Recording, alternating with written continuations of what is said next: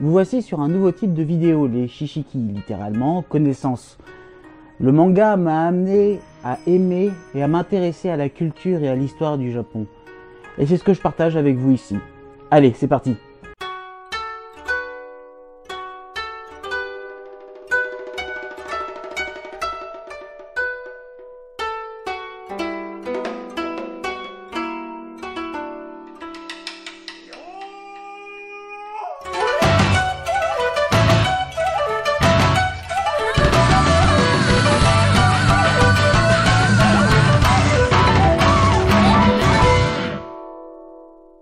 Je suppose que comme moi, vous avez regardé Le Dernier Samouraï incarné par Tom Cruise.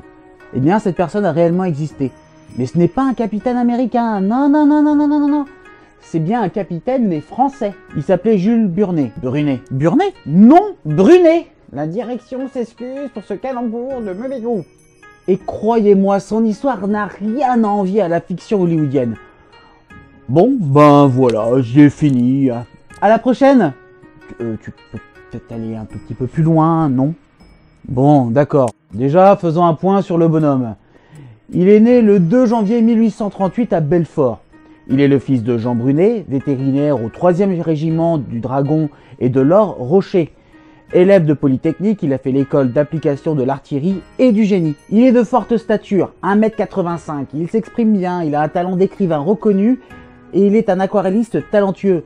Il commence sa carrière lors de la désastreuse expédition du Mexique avec les soldats de Maximilien. À son retour, il reçoit en récompense de ses qualités militaires la Légion d'honneur le 20 octobre 1864. Mais bon, lui c'était mérité, hein, pas comme un certain prince saoudien. Et entre au régiment d'artillerie de la garde impériale, puis en 1864, lieutenant, il entre au régiment d'artillerie à cheval de la garde impériale. Début novembre 1866, sous les ordres du capitaine Jules Chanoine, il est envoyé au Japon et arrive à Yokohama début janvier, afin d'instruire l'armée du shogun Yoshinobu Tokugawa.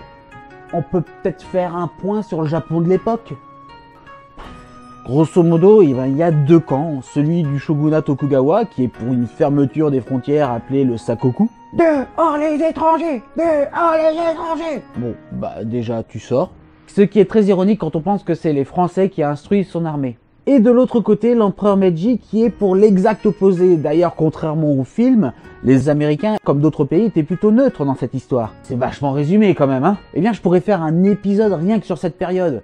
Beaucoup de mangas en sont inspirés, comme Kenshin, même Gintama, et la liste est longue, vous pouvez me croire. Mais le film ne se passe pas à la même époque. Oui, parce qu'il est inspiré de Jules Brunet et de la rébellion de Satsuma, qui correspond plus au niveau des dates. Mais ça aussi, j'en parlerai un peu plus tard. Bref, revenons sur Brunet. Il est pris d'une profonde fascination pour la culture japonaise et ses traditions, et il est vite apprécié par les samouraïs, devenant même un frère d'armes. Brunet devient capitaine en 1867 à moins de 30 ans. Mais le 27 avril 1868, après plusieurs défaites, le shogunat capitule, ce qui oblige la France à rappeler son ambassadeur et à déclarer sa neutralité. Jules Brunet refuse de revenir. Il ne veut pas abandonner les frères d'armes qu'il avait instruits. Il écrit à Napoléon III qu'il décide de mourir ou bien de servir la cause française dans ce pays. Franchement, il est burné. Ah mais tu vas pas remettre ça? Chanoine refuse sa démission, Brunet devient donc un déserteur. Il rejoint à Hakodate avec d'autres officiers français l'amiral Takeki Enomoto, qui s'était replié avec plusieurs corps d'armée toujours fidèles au shogunat, dont le corps d'élite formé par Brunet. Le 3 septembre 1868, Edo devient la capitale du Japon et est renommée Tokyo, ce qui signifie littéralement capitale de l'Est. Du 20 octobre 1868 au 17 mai 1869, sous le commandement de Brunet, ils prennent le fort de Goryukaku. Il créa sur l'archipel d'Hakodate la République d'Ezo. Bien qu'éphémère, elle n'a duré que 6 mois, elle fut brièvement reconnue. Et Takeki Enomoto fut élu président. Je sais pas si vous imaginez le truc, mais c'est énorme! En mars 1869, l'armée de l'empereur envoie 10 000 hommes sur Hakodate contre les 3 000 de Brunet. Ils opposèrent une défense héroïque et furent submergés et battus à la bataille d'Hakodate en mai 1869. Quand le fort de Goryukaku tombe, il n'était plus que 800 contre 8000 soldats impériaux. Ouais, quand même, imaginez si les armées avaient été de nombre égal. Ils se rendent le 30 juin 1869. Brunet est obligé de fuir. Après plusieurs péripéties, il rentre en France où il est jugé. Condamné légèrement par la cour martiale, il doit quitter l'armée à la fin 1869. Réhabilité en 1870, Brunet participera encore à la guerre franco-allemande, capitaine au 8e régiment d'artillerie à Metz, où il sera fait prisonnier. Il est fait officier de la Légion d'honneur le 2 septembre 1871. Après la chute de l'Empire, il est au service de Versailles pour la répression de la Commune de Paris. En dépit des actions de Brunet, la collaboration franco-japonaise a continué. 2 autres missions sont envoyées en 1872 et en 1884. 2 officiers français sont admis dans un dojo de Tokyo. Ils sont les premiers occidentaux à pratiquer les arts martiaux.